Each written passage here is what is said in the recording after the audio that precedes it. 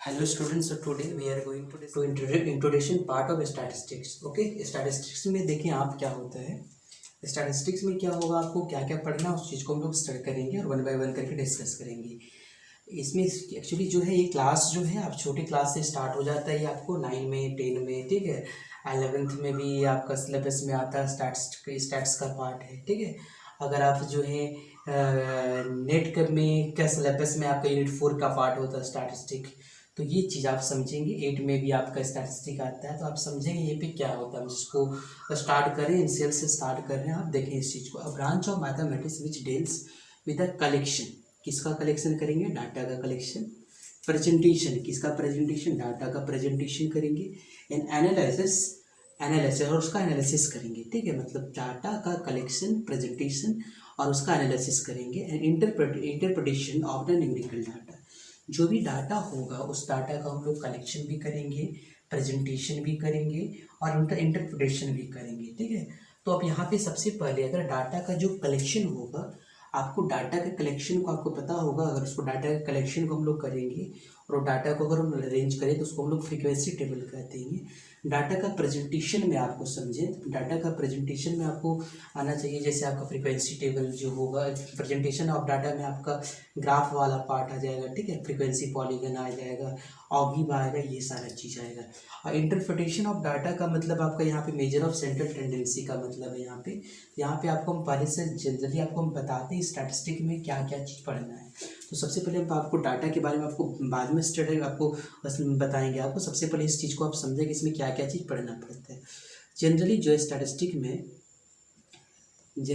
Statistics जो है वो आपका दो तरह से बांटा हुआ है, ठीक है।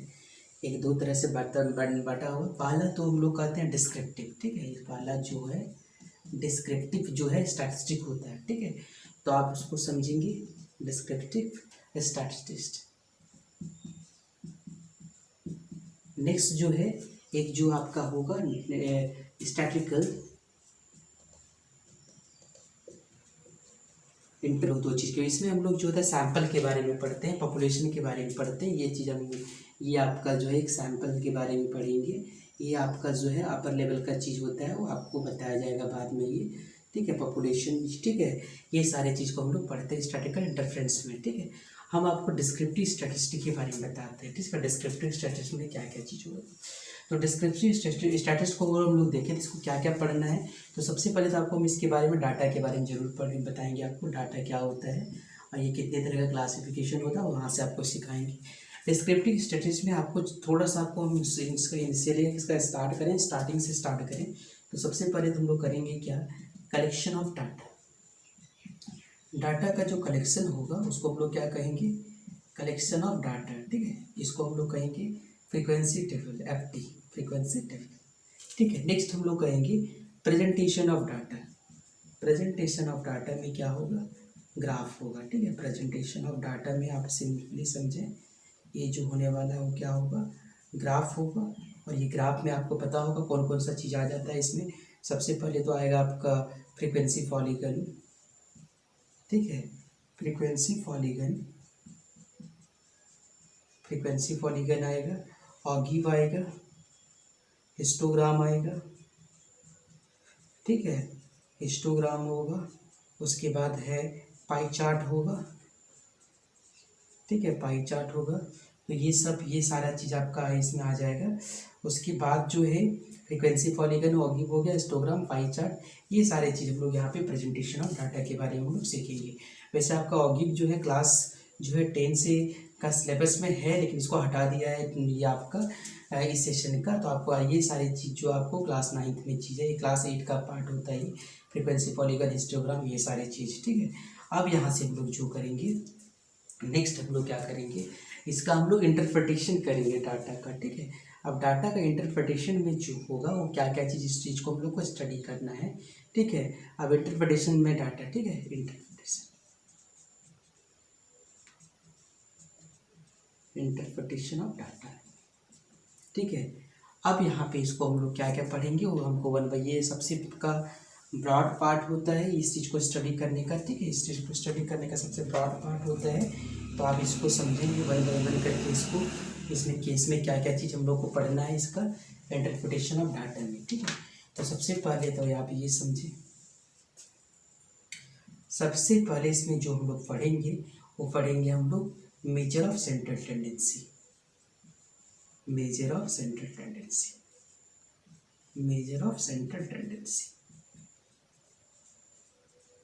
और इसमें हम लोग क्या पढ़ेंगे, इसमें आपको मेनली आपको है मीन पढ़ने वाले हैं, मोड पढ़ने वाले हैं और मीडियन पढ़ने वाले हैं, ठीक है। ये मेजर ऑफ सेंट्रल टेंडेंसी का बात है। नेक्स्ट हम लोग जो पढ़ेंगे वो हम लोग पढ़ेंगे, नेक्स्ट टॉपिक जो होगा वो आपका जो होगा, जब मेजर ऑफ डिस्पर्सन सीखेंगे तो वहाँ पे सबसे पहले रेंज होगा, क्वार्टाइल होगा, मीन डेविएशन होगा, स्टैंडर्ड डेविएशन होगा और फिर वेरिएंस के बारे में पढ़ेंगे, ठीक है। तो ये सारी चीज़ हम लोग इसमें सीखेंगे। उसके बाद जो है एक नया टॉपिक होता है आपका, वो हम आपको डिस्कस कर देते हैं। वो सबसे पहले तो आपको जो है इसमें ये आएगा आपका कोटोसिस, ठीक। कोटोसिस में हम लोग को क्या क्या पढ़ना पड़ता है, इसी में आपको एक नया चीज़ आपको सीखना पड़ेगा, स्क्यूनेस क्या होगा, स्क्यूनेस क्या होगा, ठीक है। और उसके बाद जो आपको डिस्पर्सन का बता दिया आपको, ठीक है। तो इस तरह करके ये सारी चीज़ को हम लोग स्टडी करेंगे वन बाय वन करके, ठीक है। डिस्पर्सन्स क्या होता है, मेजर ऑफ सेंट्रल टेंडेंसी क्या होगा, कोटोसिस क्या होगा, स्क्यूनेस क्या होगा, ये सारे हम लोग कहेंगे। यहाँ पे एक कोएफिशिएंट ऑफ वेरिएशन भी पढ़ते हैं हम लोग, सीबी जिसको कहते हैं, तो कोएफिशिएंट ऑफ वेरिएशन भी हम लोग इस चीज़ में हम लोग स्टडी करेंगे, ठीक है। कोएफिशिएंट ऑफ वेरिएशन, तो ये सारे वन बाय वन करके हम लोग इस चीज़ को स्टडी करेंगे। उसके बाद जो है आपको जो स्टैटिकल इंटरफेरेंस होगा वो अलग उसमें पार्ट आ जाएगा, उसमें सैंपल आ जाएगा, पॉपुलेशन आ जाएगा, ये सारी चीज़ को हम लोग उसमें स्टडी करेंगे। तो ये सारा था आपका इसके बारे में आपको, ठीक है। आपको डाटा जो है आपको जनरली आपको अगर आप डाटा के बारे में अगर सीखें तो आपको पता होगा कोई भी न्यूमेरिकल फैक्ट्स का अगर कोई इंफॉर्मेशन का न्यूमेरिकल अगर वैल्यू दिया हुआ है तो वो आपका जो है वेल डिफाइंड कलेक्शन जो होगा उस न्यूमेरिकल इंफॉर्मेशन का, ठीक है, जिसका न्यूमेरिकल फिगर होगा उसको हम लोग डाटा कहेंगे, ठीक है। आप ये समझे, डाटा का मतलब आपको समझ जाते हैं। एक मिनट इसको हम थोड़ा सा इसको वन बाई वन करके इसको, सबसे पहले तो आप देखिए डाटा, ठीक है। डाटा क्या होगा, सबसे पहले तो आप ये समझें क्या है ये, collection of well defined, collection of well defined information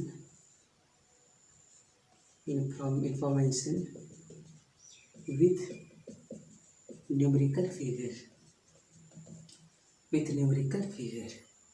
तो उसको हम लोग क्या कहेंगे, अगर किसी का अगर कोई डाटा का जो है वेल डिफाइंड कलेक्शन दिया हुआ उस इंफॉर्मेशन का, तो हम लोग क्या कहेंगे उसको, उस डाटा को उसको क्या कहेंगे, डाटा।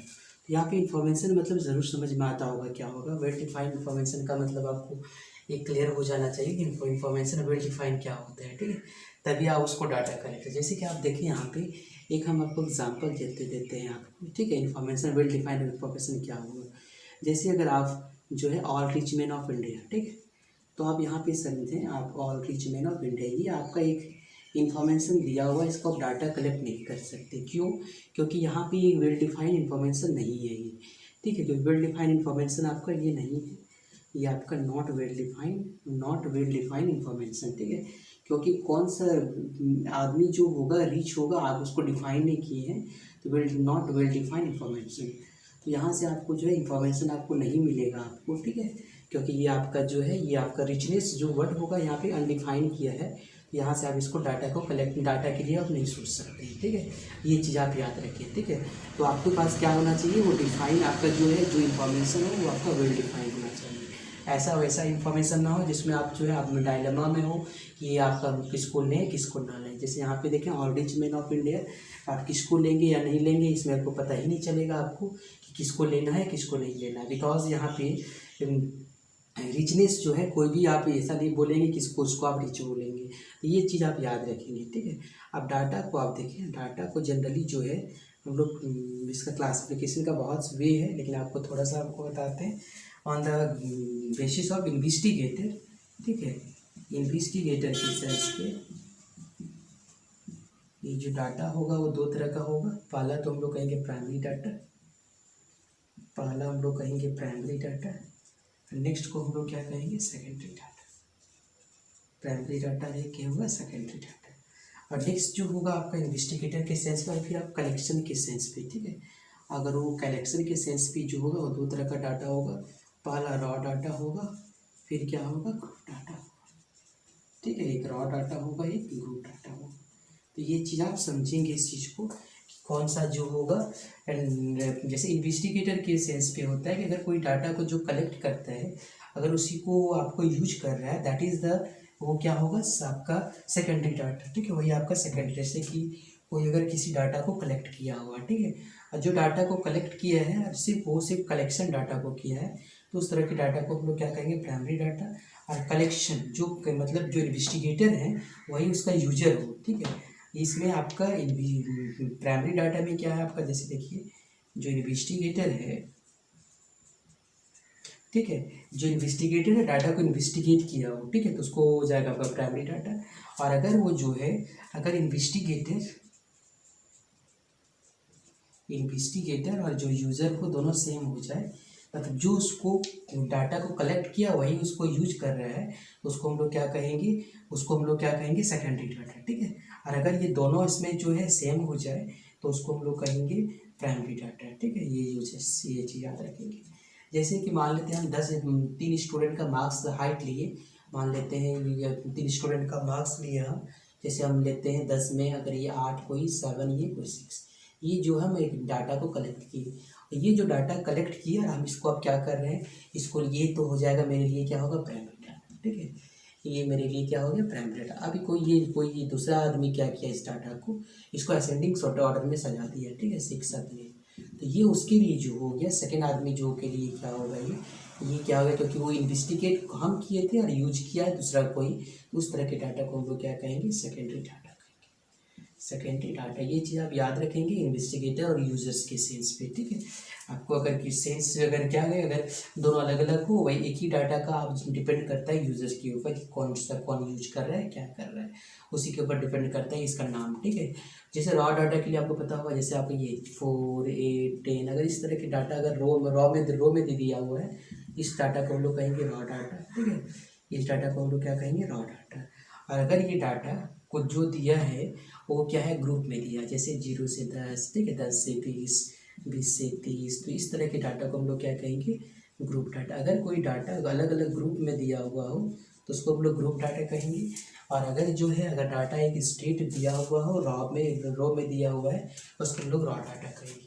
तो ये तो आपका डाटा का आपको सारा चीज़ बता दिया। आपको नेक्स्ट हम आपको ग्रुप डाटा के बारे में, इसका पहले रॉ डाटा का हम इसका टर्म्स बताएंगे।